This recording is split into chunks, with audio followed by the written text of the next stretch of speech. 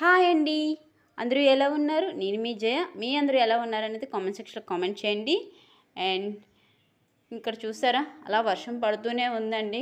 ఒక్కసారైనా ఎండ వస్తే బాగున్నాను ఉందనమాట.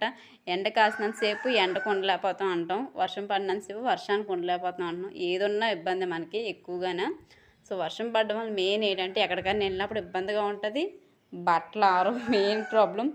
బట్టలు ఉతికానండి నిన్న, ఆరలేదు. ఇదిగోండి మేడపైన తెస్తాను. ఇప్పుడు ఇక్కడ వైర్ల మీద వేయాలన్నమాట. ఇక్కడ కూడా పెద్ద వర్షం పడితే తడిసిపోతాయి అనమాట, వలుపురు కొడితే. అండ్ ఇంట్లో అక్కడక్కడ ఆరబెడుతున్నాను అనమాట. కొంచెం మరి ఏం చేస్తాం, అలా వదిలేసినా ఉతుక్కుంటా. ఒకేసారి అన్నీ ఉతకలేనండి నేను, చేతులు నొప్పి వచ్చేస్తే ఒకేసారి ఎక్కువ బట్టలు ఉతికితే నాకు. సో ఇదిగోండి, ఇవి మొన్న ఉతికినవి అనమాట. ఇంకా అలా వర్షం పడుతున్నది కదండి, అందుకే బట్టలు ఆరట్లేదు. తెచ్చేసి ఇలా వేసాను. కొంచెం బట్టలు ఆరిపోయి, ఇవి ఆరలేదు. కొంచెం ఫ్యాన్ కింద వేసేస్తే ఆరుతాయి అనేసి వేసాను అనమాట. ఇంకా నాకు ఉతకడానికి బట్టలు అయితే ఉన్నాయి, ఈరోజు ఉతకలేదండి. ఎందుకంటే ఇవే ఆరలేదు కదా. అందులో నాకు కొంచెం బట్టలు ఉతకాలంటే చేతులు బాగా పీకేస్తున్నాయి, అందుకనే ఉతకలేదనమాట.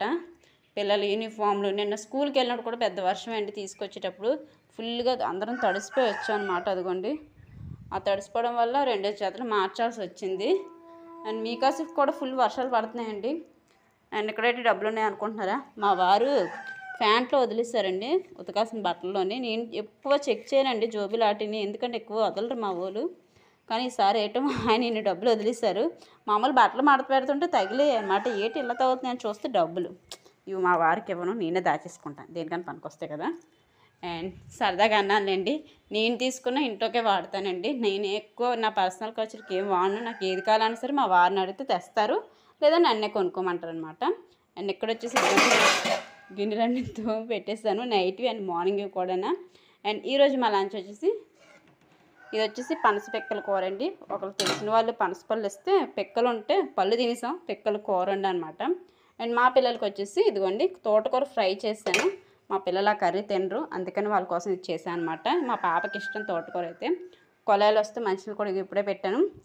అండ్ రేపు ఫ్రైడే కదండి, క్లీనింగ్స్ ఉన్నాయి కొంచెం. అంటే దేవుడి సామాన్లు తోమి క్లీన్ చేసుకొని తులసమ్మ తల్లికి బొట్లు పెట్టాలో వద్దని ఆలోచిస్తున్నాను. వర్షం పడుతుంది కదండి, మా తులసమ్మ తల్లి తడిసిపోద్ది అనమాట, బొట్లు పెట్టినా ఉండదు. అందుకే ఏం చేయాలని ఆలోచిస్తున్నాను అనమాట.